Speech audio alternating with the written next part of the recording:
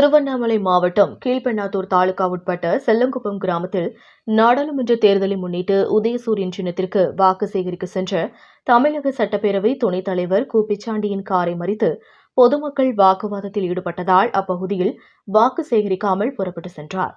கடந்த ஆண்டு செல்லங்குப்பம் கிராமத்தில் உள்ள மாரியம்மன் கோவிலில் இரு சமூகத்தினர் சென்று வழிபாடு செய்வதில் பிரச்சினை ஏற்பட்டது. இதுகுறித்து ஊர் பொதுமக்கள் கீழ்பெண்ணாத்தூர் சட்டமன்ற உறுப்பினரும் தமிழக சட்டப்பேரவை துணை சபாநாயகருமான கு பிச்சாண்டிக்கு தகவல் தெரிவித்துள்ளனர்.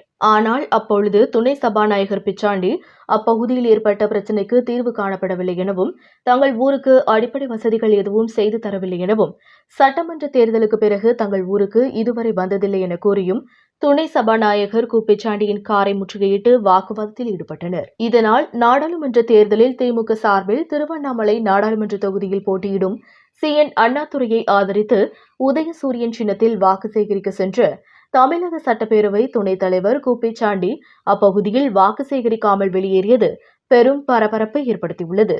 திருவண்ணாமலையிலிருந்து ரிப்போர்ட்டர் கோவிந்தராஜ்.